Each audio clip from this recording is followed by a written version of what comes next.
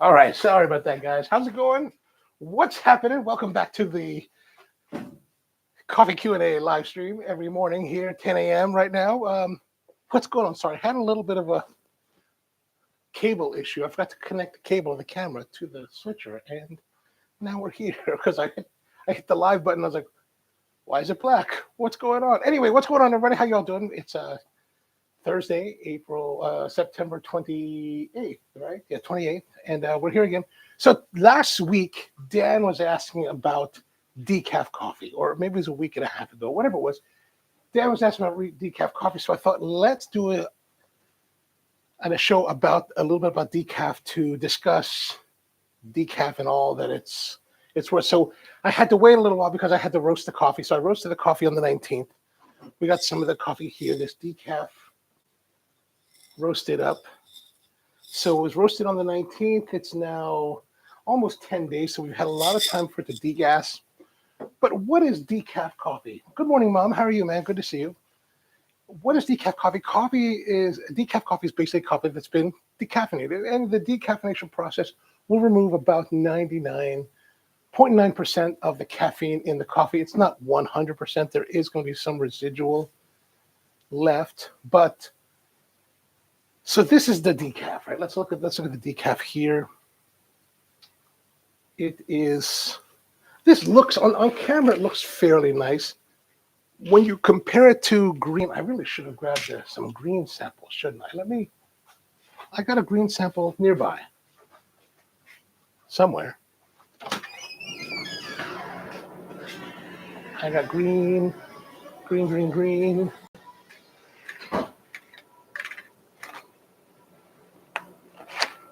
One nice thing about operating a roastery is that we have a lot of green samples and otherwise that are just kind of hanging out, waiting for me to do something. So here is the green. This particular one is from the Tokuma group. It's a Mansur Abba Hakam Natural Jima from Ethiopia, grade 1. This is a little bit older. This is from the 2021 crop. But I'm going to put that into a little tray for you to see so that you'll have a reference point. Now, this is a couple years old. It has a nice fresh aroma to it. You can see there is now a big difference, right? This is a nice quality green. This is the decaf. The decaf has a darker, it's a little bit more of a deeper greenish brown color. A lot of this has to do with the processing of the coffee. Like the coffee probably started similar close to this, and now it looks like this. Now this one, of course, this is a couple years old. It's just been sitting in a bag for the last couple years. So it's got a little bit of age on it. You can always kind of tell age coffee because they're a little bit tanner in their green shade than typical green. Like a lot of green, like really nice green would have a jade kind of color to it. This one, I just grab whatever's available. But let's go back to this. So how does decaffeination, Baldhead, what's going on, man? How are you doing? Decaf in the morning, as you know, Dan was asking about it last week. But the green, so you'll take this green, right? So this is basically, you take this, you send it for decaffeination, and then they send it back. Now, a lot of people will say decaf is not very good. And there's a lot of truth to that in many ways. And there's a couple of reasons for that. But one of the things that as a coffee operator that I always kind of thought about was, like we always, when you ask people, when you have people that say, hey, I want to get some decaf, most people are like, why would you do that? That's a waste of time. No caffeine in it. So why are you drinking it? Like, because most people, of course, are drinking coffee because they like that caffeine. But one thing that I tried to remember, and this is something that was taught, I don't know if I read it or was taught to me or something, but basically it was that, yes, by removing the caffeine, you're removing what most people love about, or why you're removing the reason why most people drink coffee. However, that means that the people that are drinking decaf probably are doing it because they like the flavor. And they're drinking coffee, decaf coffee, because they want to experience the flavor of coffee. So why are we using the crappiest quality coffee to make decaf when these people want are drinking for flavor, right?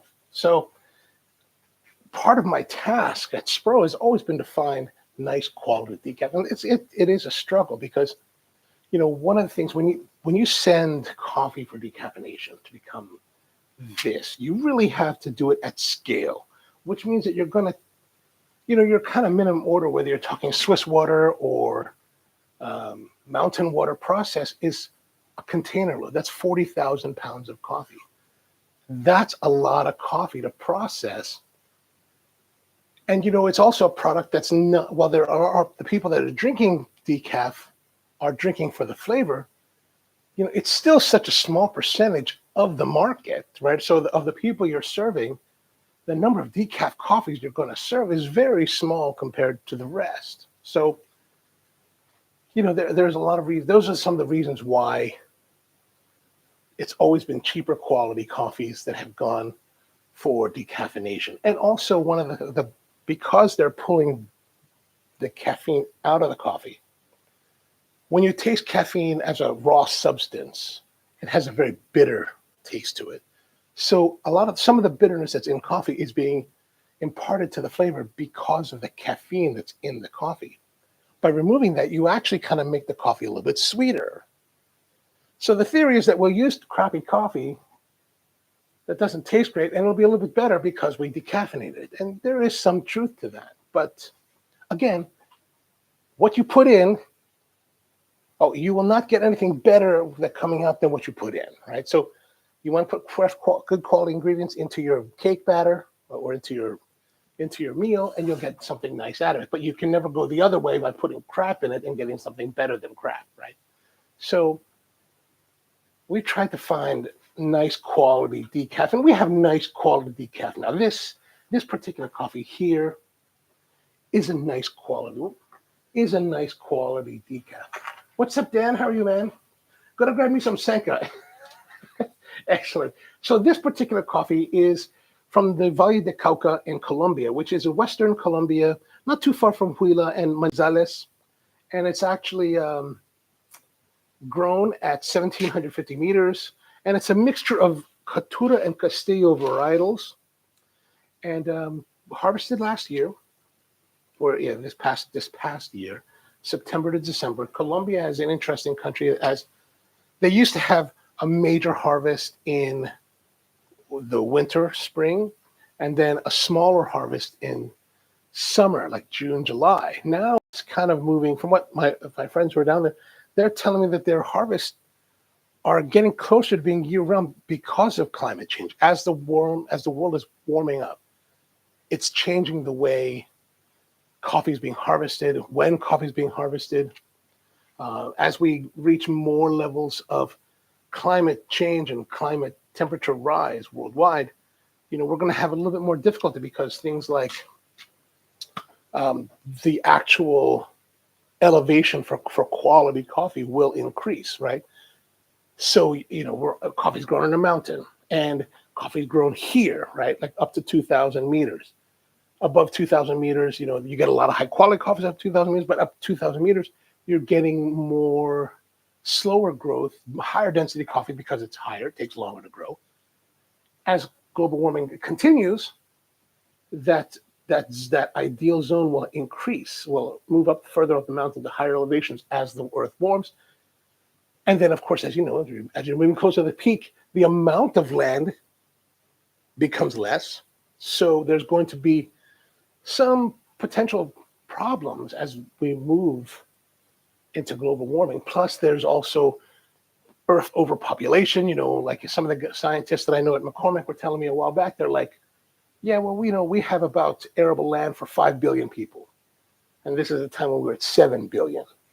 So as we move towards 10 billion people planet-wide, more and more land will have to be converted for sustainable food production, meaning that we just need to have something to feed people. No longer, and they were talking, and since they're McCormick scientists, their whole thing was like, we're probably going to see a diminishing amount of land being propagated for spice production.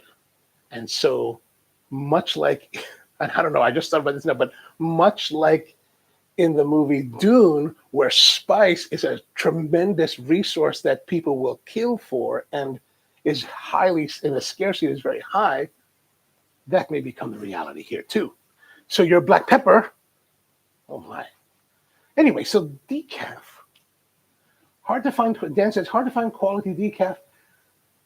I guess as you allude to the accounts, yeah, it is difficult. Like one of the better ones that I was been able to source over the years was one from the Mirish family, who are friends of mine. And I don't know, actually, I haven't checked if they've done this recently because now, because we no longer have the cafes, our buying practices are a bit different, right? And, you know, I don't have as much demand for decaf or as high, or I don't have as much demand and I don't have as high a demand, meaning that when we're working strictly in the cafes, you know, we have a very high standard for our decaf. And now that we do a lot more with like wholesale clients, they want nice quality decaf, but they're not necessarily wanting the highest quality, right? Because it costs more. So there's always that balance. You're trying to find a balance between quality product and the price that people are willing to pay, or a price that will make your wholesale clients make money of their own, right? They have to have profitability too. So it's always this kind of interesting balance between all of these factors. But this particular coffee from Valle de Cauca is a nice quality decaf, and it's a washed coffee, right? So the coffee is washed, meaning that after they harvest it, they hull it, they pop the beans out of the hull, the cherry, and then they put it into a water bath where fermentation removes the mucilage that covers it. And then once that's done, they put it out to dry, they dry it out, and then they take it away to get processing for decaffeination. Now, these beans are covered in what's called parchment. And let me just grab a parchment so you can see what that's like. I have a sample here still somewhere. I try to keep samples of different stages of processing so that we can, you know, discuss. These are tools we had in a cafe, so we could discuss with our guests, you know, and who are interested. Like, these are the different steps, this different process. This is how it kind of comes out. I was just involved in a conversation online earlier today where people were talking about, you know, is 1.6% of what we call secondary defects or category 2 defects that are broken and chipped coffees, is that too much? And I was like, well, if you look at 6 grams of broken coffee, you'll see that there are more than 25 examples. That gives us more than 25 examples in a 350 gram sample, which, according to the Specialty Coffee Association, would prevent that coffee from qualifying as a specially, quote unquote, specially grade coffee. Okay, that's probably a little bit too deep, but here is what is parchment, right? So this coffee is covered in parchment. So after you take the green and you dry it, it basically turns into this. There's a little bit of this parchment skin that coats the cherry or the bean, right? And what you do is that you have to remove this. So you'll remove this mechanically, though. But basically, as you can see in here, there is a bean in this parchment, or what they call pergamino in Spanish-speaking countries. And there's a little bit of silver skin on this one too. Right now it's a little bit hard to see, but there's a little bit of silver skin here. This will also be milled off. I'll just put all that there.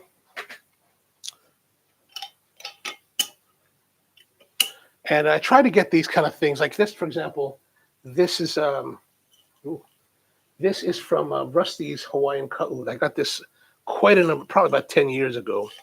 And basically, I just kind of ask, you know, some friends or whatever, say, hey, can you send me some of these kind of like little samples? And basically, I just do it for this kind of purpose, right? So I've got a bunch of, one of the ones that really does elude me is commercial grade coffee, like the stuff that most commercial places, McDonald's, you know, 8 o'clock coffee, all these big mass consumer coffees, Folgers, the kind of coffees they buy, I don't really get to see because it's really 2 different worlds. So when I'm at places like the Uganda Coffee Development Authority in Kampala, they send a lot of this level of coffee out, and I'm like, I always ask the lab guys, hey, could I get like a pound sample of that? And they're like, really? I was like, yeah, yeah. Because I don't get to see those kind of defects and stuff like that. So for me, it's a fascinating exploration. All right, so let's fast forward. We're talking too much. So this particular coffee is what's called sugarcane processed decaffeination. And what that means, it's a nice way to say ethyl acetate, right? So ethyl acetate you can get as a derivative from sugarcane production. So you'll take the cane, you'll ferment the cane into alcohol, and you'll get ethyl alcohol, and then you'll take that ethyl alcohol, and I got a note here about this, and you're going to mix that with acetic acid. That's what it is. So ethyl alcohol and acetic acid, you mix those two together, and then you create ethyl acetate, and that's what you're going to use to make this. And so what you do is you take the coffee in this state, or actually it's in this state. You take the coffee and it's in this state. And now the puffiness of the pergamino, the parchment, is not this puffy initially, a little bit, but you take this and then you steam it, and that removes this. It removes the silver skin that's beneath it, and then what was the rest of it? So you use steam to remove the skins, and then hot water. Then you soak this in hot water, and it causes the seed, the beans, to kind of expand, right? Expand and extract the flavors. So just like it does with roasted coffee, we're using hot water to extract, not to expand the coffee. We're crushing the coffee for that, but what this does, it opens the coffee up and allows the flavor and the caffeine to be sucked out of it by the hot water. And then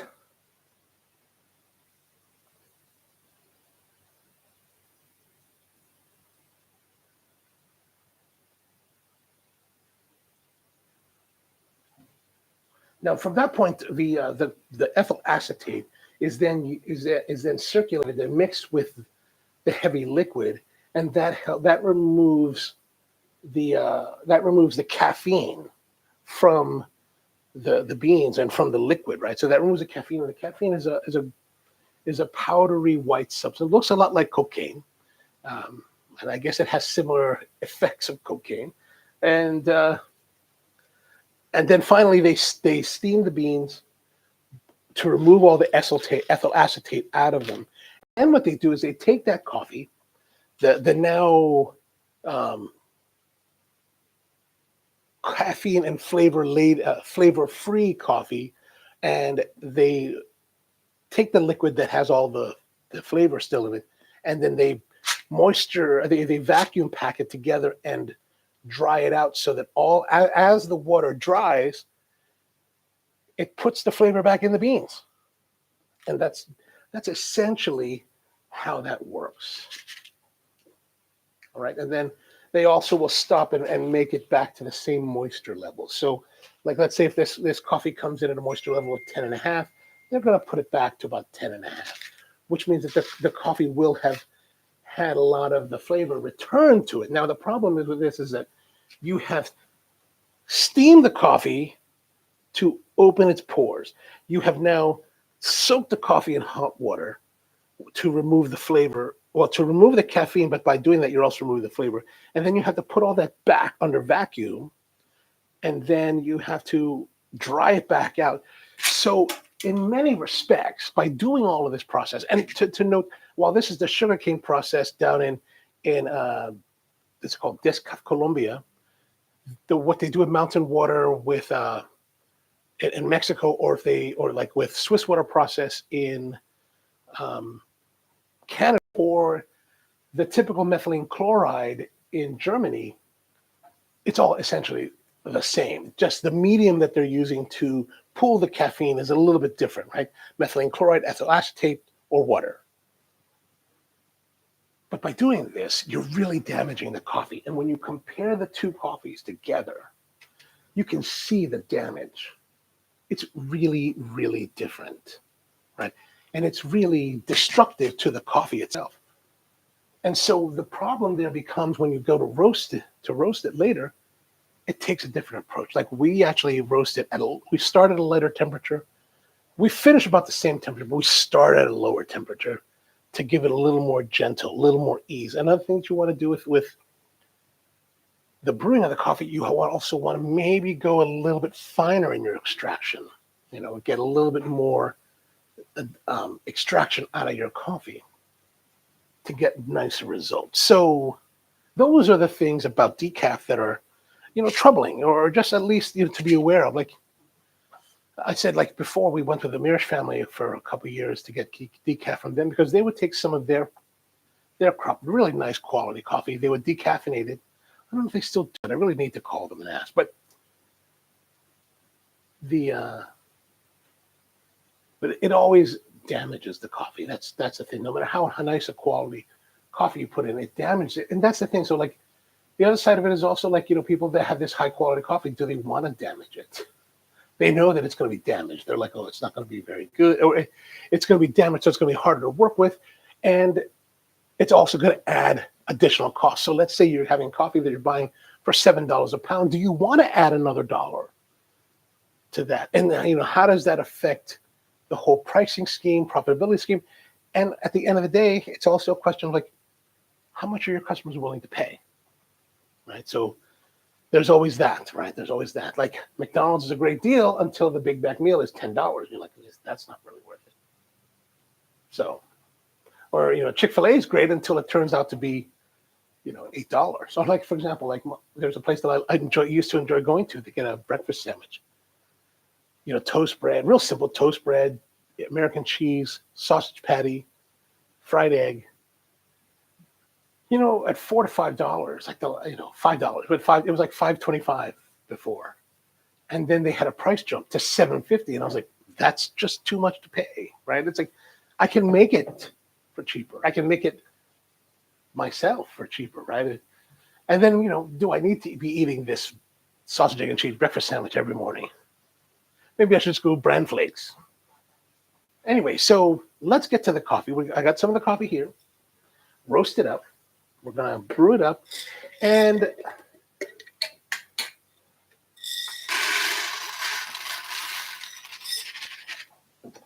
so as you can see, we got a nice medium roast to it. I started this coffee at 205 Celsius. We dropped it into the roaster at that. We also finished it at 205. Finished right around 10 minutes and 15 seconds. So this is pretty much the roast profile we go with for the decaf. We want to bring a little bit more development, a little more sweetness out of the coffee. That's why I like this medium roast, to get that Maillard reaction going, right? We want to get that nice caramelization. I think there's a beautiful sweetness and depth and complexity to the coffee that is more so than the lighter roast coffees. Now, there are certainly coffees that are great for lighter roast, but I remember I was in another conversation, and they're talking about the geisha and how the geisha is very tea-like and floral, which is really nice. And then I kind of made the comment that, one of my friends in Bangkok is really into coffee, but just an enthusiast. And I remember I talked about geisha one day, and he was like, why would I want geisha? Why do I want something that tastes like tea? I just drink tea. And I was like, well, that's a fair point. And then this one guy, of course, he's pontificating about something. He's like, he was saying that there's no way that tea has the complexity of coffee. And I was just like, oh my gosh. Well, so I just said to him, perhaps you should delve. I think it's something like, perhaps you should delve deeper into. Perhaps a greater exploration of tea is warranted before making such a grand statement. And I was like, I don't know. Anyway. Now, there is going to be a little bit of a different aroma to the coffee. Like this one has a little bit of what I would say is a tarnished fragrance to it. Kind of roasty, but more of I don't know, the word tarnish comes up, and it's not necessarily a pejorative, but it's definitely not necessarily a complimentary thought. And this is coffee that I've roasted. All right, let's have a look at our stuff here. We're gonna roast it up. So let's put 24 grams. We're going to do our same ratio, because I think that for us to evaluate stuff, we should be using essentially the same parameters. so that we have a good baseline and a good way to compare between stuff, right? All right, let me just grind this up. We're going to go, so today we're going to use the Hario switch. Since I have a switch, we might as well use it, right? So let's open back up, get the switch out. And then we're going to go with the, I'm just going to go with the regular Melita filter that we've always gone with. So let's grind up our coffee. I'm going to go a little bit on the coarser side. I'm going to keep it a little more finer than what I would do normally. So I'm going to keep it just a little bit finer.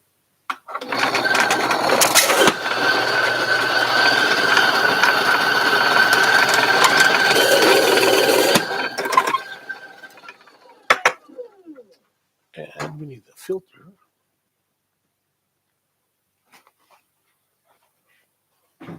As always, I'm going to do the folding over. Bald Hiss says, coffee snob seems to be a vocal minority, especially espresso equipment.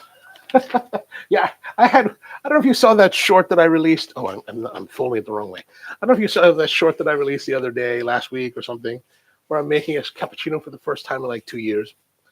And as I was editing it, I did notice that there's a little bit of it's a little bit uneven, the tamp, right? But when you look at the shot to me is gorgeous. The shot is spot on. It's like totally like thick and rich and dark. I was like, oh, that's what I'm really looking for. But it was funny because I had a comment from some guy that was talking about, so basically he was like criticizing the tamp, criticizing the machine, criticizing the maybe the latte art too, because the latte art was a little bit weak. I stretched it a little bit too much. And I was like, what do I worry about? All right, let's put this in here. Baldhead, you did see the short. even when I was putting it together, I was like, I could see that they're slightly off tamp, off level. I was like, and I thought about maybe I should obscure that. I was like, you know what? Who cares? The shot looks good. The flavor was really great. Texture could have been better. And then, so I need this. We need this. I'm looking around. We need this. We need this. Let's reset that. Water should be nice and hot still.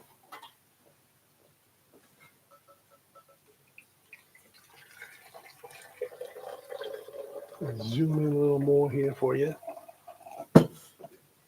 I'm realizing that 70 millimeters for a zoom is not that much. All right, we're going to pour.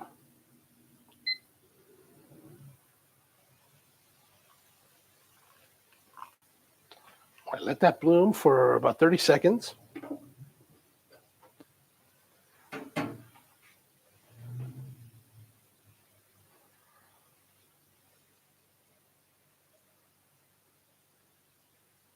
All right, now I'm going to pour up. Now the Hario switch does not hold enough coffee for the ratio that we normally use, so we're just going to go to that and then add later. So 240, it's about 100 grams short. And then we're just going to wait now for the 3 minutes. Now, I thought I wanted to share something with you guys. I got this package in yesterday, and I kind of forgot what was in it, but I did remember. But I thought I'd just share with you anyway, because I think it's interesting, and I thought you might find it interesting. So this is a package I got from Amazon.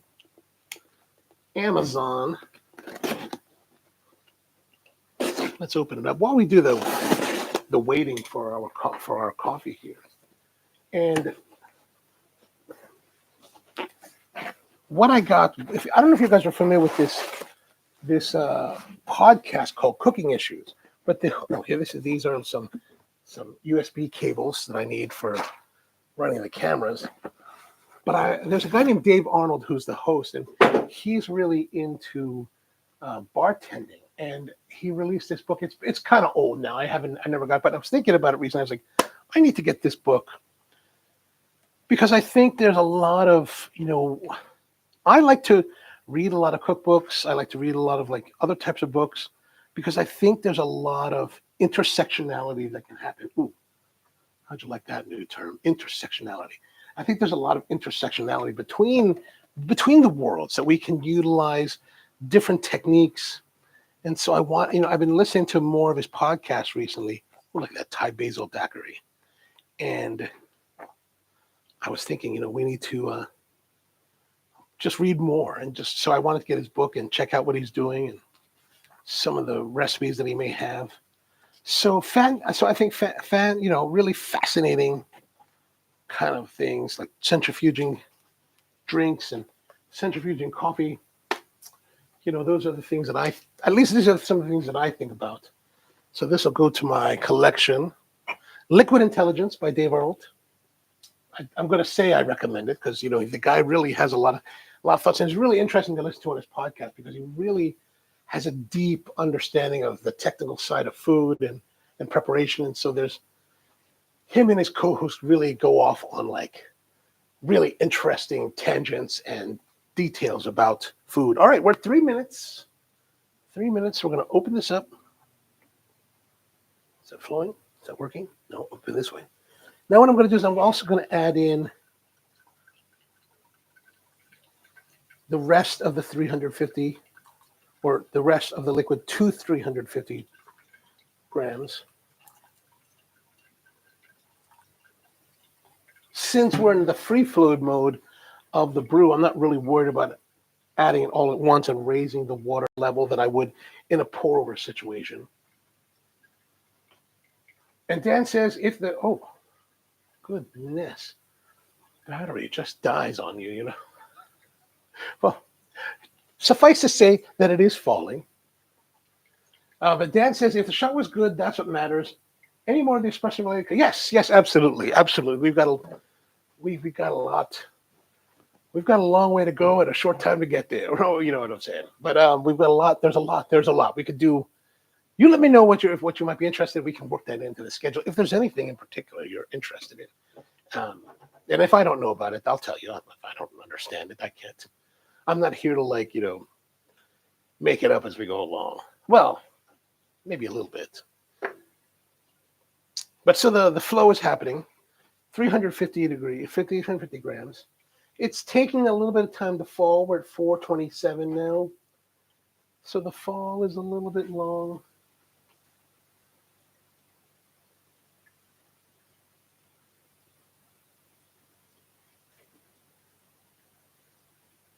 I would like it to fall faster. Of course, by adding more water, it does create turbulence in the matrix of the ground coffee. So that could also be a contributing factor to taking a longer time to process. I probably could have just drained through, filtered through the 240 grams and just added the extra 110 grams after the fact. And probably had similar results.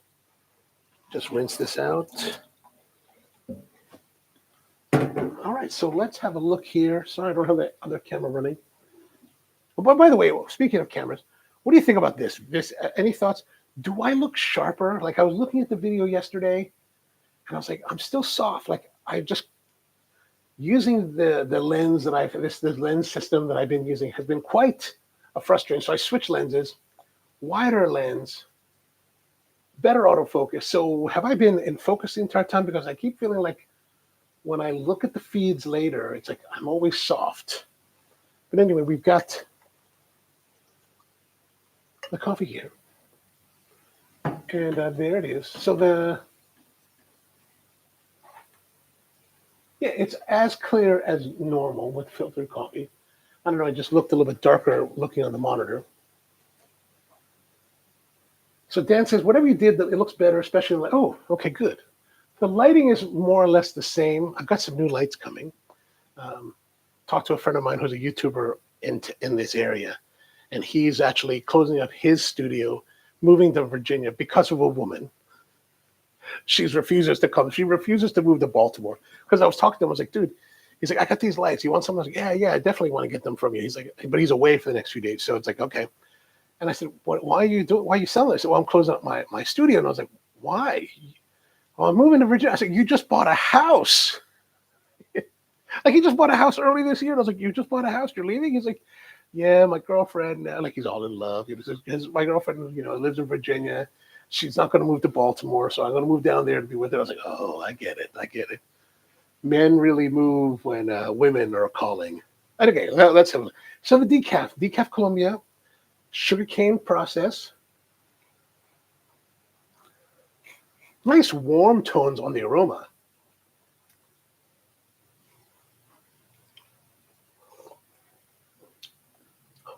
Sweet. I'd say medium to low body, medium to low acidity. A lot of sweetness on the front. Well, this is actually quite nice today. 9 days later, that's kind of a winner. A little bit on the brighter side though. Like as I'm drinking it more, there's a little more brightness that's coming out to it. Maybe like a prune, notes of prune.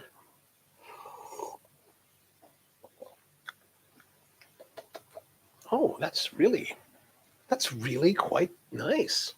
Really quite interesting. And Bulkhead says color balance is warmer for you, I guess because the roasted room is colored white. Is that right? You say colored white sometimes. Sometimes a little icon blocking some of the comments.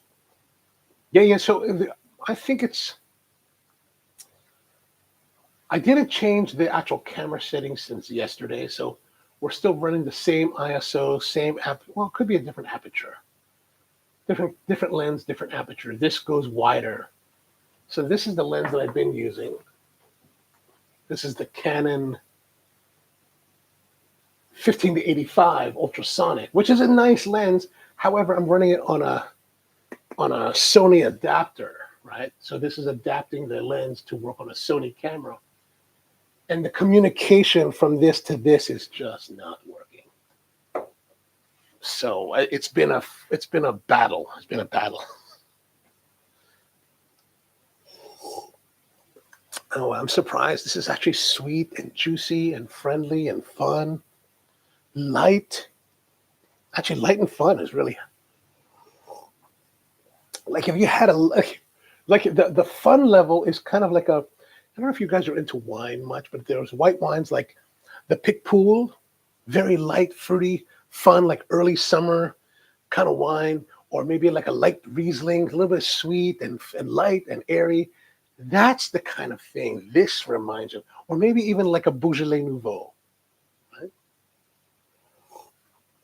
Light, fruity, fun. That's really kind of how I would describe this decaf. It really shows you, like, I'm really surprised because it really shows you how much I really drink the decaf. Like, I'll drink a little bit I'll inspect it to make sure that we've done it right.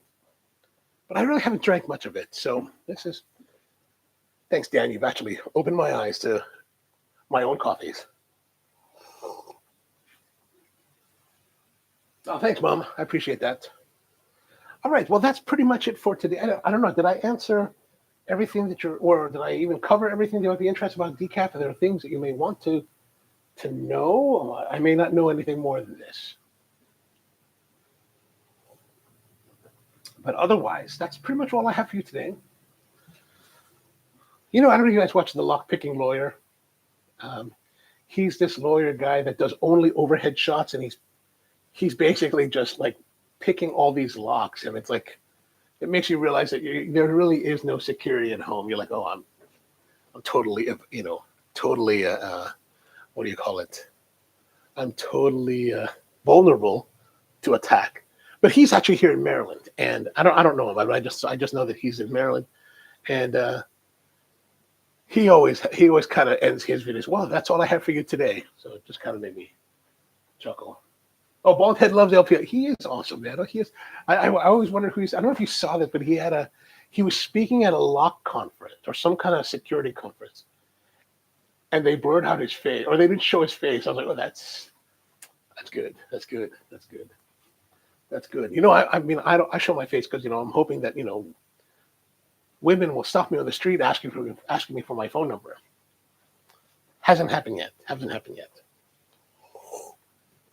All right, so that's pretty much it. This is actually quite nice. The Cauca de Valle sugarcane process, ethyl acetate decaffeination. Oh, one thing I didn't say yet is that, there is like we said, there's ethyl acetate, there's methylene chloride, there is Swiss water and mountain water. And you know what, to be honest with you, when I've had coffees that were, you really don't find coffees that are both like Swiss water and methylene chloride or one, you really don't find that, like, because pretty much any coffee producer or importer is going to commit to one process because it just costs so much, right?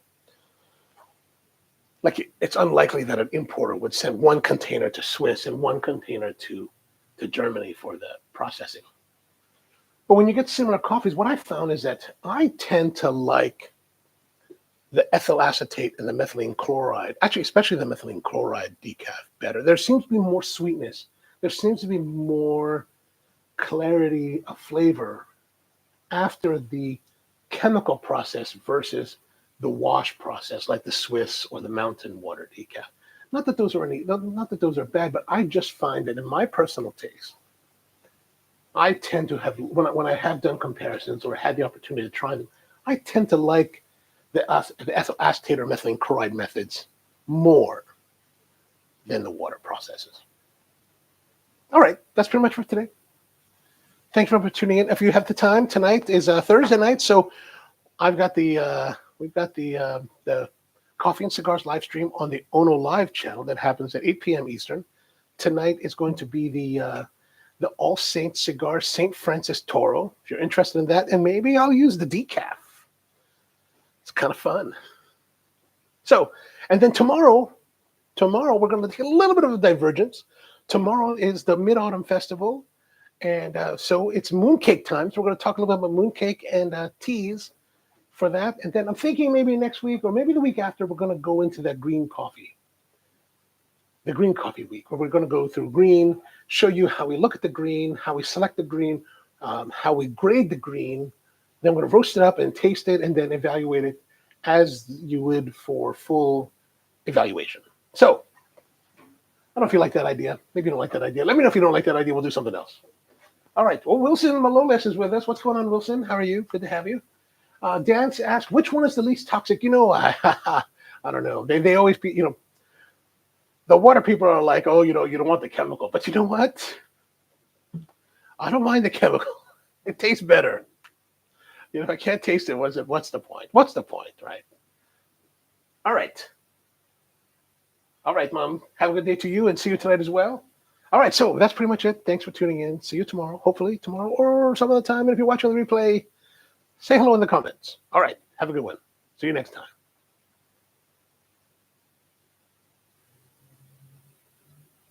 See you, bald head. All right, thanks, Dan, and you too.